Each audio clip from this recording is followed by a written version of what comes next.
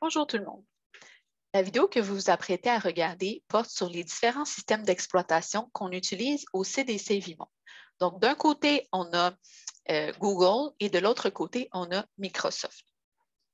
Ils sont un peu différents, ils diffèrent en quelques points, mais pour la grande partie, on les utilise pour faire à peu près les mêmes choses et c'est ce que je vais vous expliquer aujourd'hui.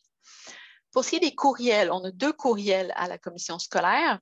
Donc, on a le courriel avec Google qu'on appelle Gmail qui se termine par a@swlsb.ca et on a le courriel avec Outlook de Microsoft qui se termine par le a@swlauriersb.qc.ca.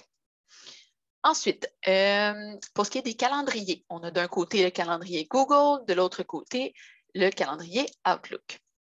Encore une fois, même propriété. Pour la messagerie instantanée et les discussions vidéo, pour Google, on utilise Google Hangout et Google Chat. Et pour Microsoft, on utilise Skype et Link. Pour ce qui est de travailler, on a des logiciels comme Google Docs, Google Slides, Google Sheets, and Word, PowerPoint, Excel. D'un côté, Google Doc fait la même chose que Word. Donc, quand on veut écrire un texte, souvent on pense à Word. Ça existe aussi sur le système d'exploitation Google. Pour Slide, c'est vraiment comme PowerPoint pour créer une présentation. Et finalement, on a Google Sheets, qui est un tableur, un logiciel tableur qu'on compare à Excel, plus pour faire des tableaux, pour entrer des données. Finalement, pour collaboration, on a d'un côté Google Classroom et de l'autre côté OneNote, Class Notebook et Teams aussi qu'on utilise.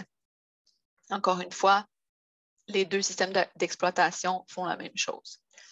Pour ce qui est des sondages, si vous voulez créer un sondage ou répondre à un sondage, on a Google Forms ou Microsoft Forms, qui est la même chose. C'est pour remplir un sondage puis avoir les résultats sur Internet. Et finalement, pour le stockage, quand on veut enregistrer des documents dans le nuage, comme on l'appelle, d'un côté, avec Google, on a Google Drive, que vous connaissez sûrement déjà, mais Microsoft offre la même chose avec OneDrive. Donc, c'est vraiment une question de choix pour votre enseignant, si il ou elle préfère utiliser Google ou Microsoft.